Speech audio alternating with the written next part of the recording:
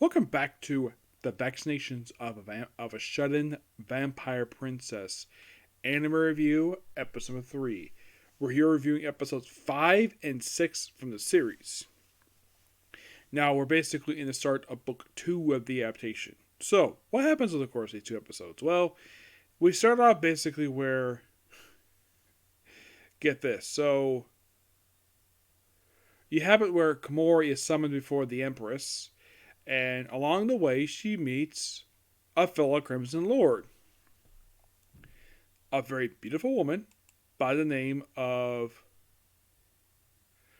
Foti Mascarell, who is older than she is. Yes. Also, in this episode, we find out the Empress's real name. Karen. Yes. She is referred to as the Empress in the first episodes, and apparently her real name is Karen. Yeah, I thought that was kind of weird. And of course, Corey obviously asks, who's Lady Karen? The Empress. Oh, okay. So apparently they get a disagreement. Not get into a fight per se, and of course Vel is there. By the way, when Vel, we first see her in the episode, she's about to crawl into bed. Vel is butt naked. Again. Yeah. It's a gag. The fact that Vel basically is hot, and the fact she wants to basically share the same bed with her master. Whatever. So and of course then she doesn't exactly talk to. They have sort of a challenge over the whole thing of being a Crimson Lord, and then of course they brought her for like a trial. Yep. So then later on we meet basically Sakura Memoir, basically a woman became a Crimson Lord quite strangely. Not like in the case of Komori, where, like, it was kind of suggested she come to the heir appearance of the throne. And the one with Sia was the fact the Empress had to sneak into her bedroom. Yes, the Empress, the ruler of the country, snuck into a teenage girl's bedroom and kissed her on the lips. Yep. And here's the strange thing, though, about that. She's never told, aside from Vale, who's the only person who knows about this, she has never told anybody the fact that the Empress actually has kissed her. So, Sakura became a Crimson Lord charged to the 6th Division by accidentally killing her own boss. And apparently, like, oh, because she killed her boss, you're a new Crimson Lord. Yep. Oh, by the way, apparently, the one who runs an orphanage, a man known as Mr. Haven, who was a priest, he's also a Crimson Lord as well. So that's like 4. Who are the other 3? I try to find these people. I don't know who the heck people are. So then, of course, basically like, oh, we had somebody before the thing, like, oh, thing is weak. And of course, Flo doesn't believe anything that Corey is saying. So yeah, then of course they have this meeting of the Crimson Lords in the very next episode, which this is the first time they've like the entire group has been seeing. Because at this point, like, prior to this episode 6 came out, we've only seen, like, Komori was the only, like, they mentioned, oh, there was other Crimson Lords, definitely, but they never mentioned who they were, and then we get a chance to meet 3 of them in the course of one episode, and with the other 3, and apparently one's named Dell. So, fellow thinks she's incompetent, so they want her basically to be removed as a Crimson Lord. So, then of course show of hands, and like, oh, you're like, and of course Vel obviously points out though, like, well, you got people who support basically her, because of course Sakura basically doesn't get terms with Komori, and you didn't hear the people who opposed it, like, and the Empress is like, yeah, you're right about that. We didn't hear the opposition, so. Obviously, Sakura and Mr. Haven basically agrees to keep her on. While in the case of Flora, she agrees and the other guy agrees. But there's one person basically who has not agreed to it. And that's basically somebody who's actually dead. Oh, and Vel killed her. Killed this one by poisoning her. Yes, because she took a sip of her blood and looked into the future.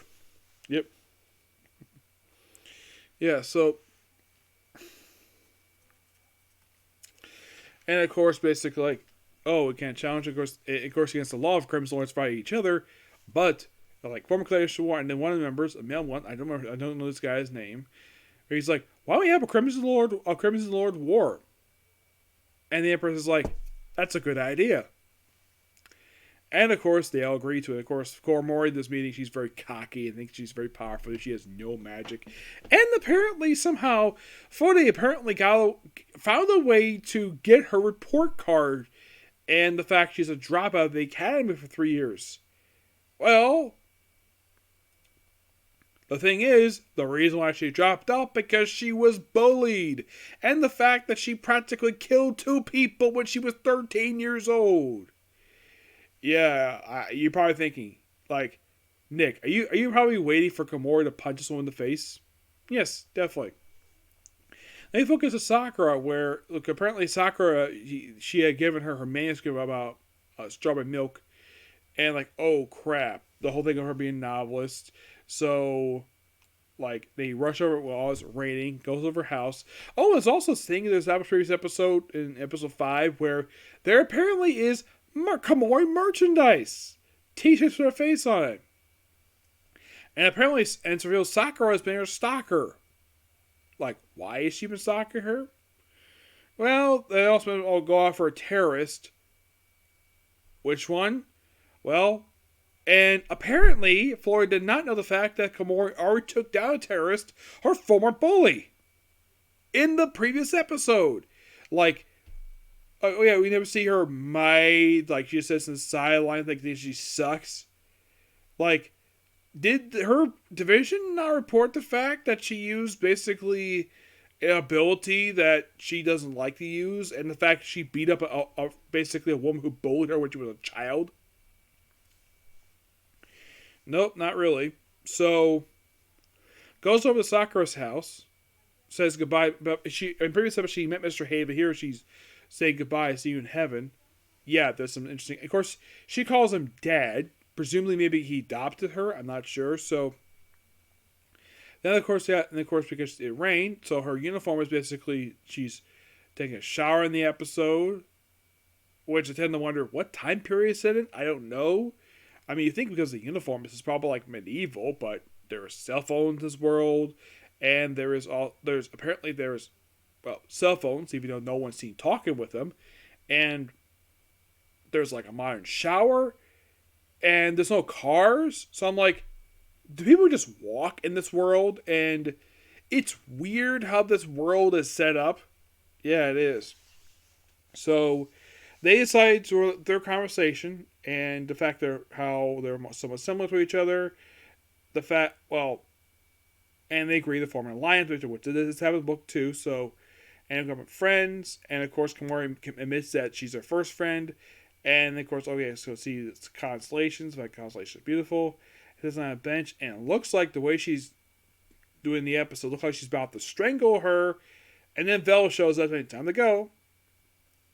And then apparently Sakura is punished for not killing a Crimson Lord by, like, how many people in your family? 3. Like, a kill, like, oh no, and of course she's sad about it. And then, of course, she does a little research about looking for Melissa and Blue Knight. And then goes to her mansion at the end of the episode, and she meets up with her. I'm like, wait, isn't this woman supposed to be in jail? Wasn't she arrested in episode 4? Yeah, I thought this was kind of weird. So, despite my inconsistencies, these are actually pretty decent episodes. Yep. I don't hate the series. No, I just kind of wish stuff was more consistent. Now, do I follow the anime for that? Not necessarily. I do not follow the anime for it. If I want to follow anybody for it, I'll probably fault the original writer. It's his fault for being inconsistent between books. Yep. But yeah, that's particular view. Next up is Comic Corner. It's on to Jujutsu Kaisen. Okay, next view. Bye.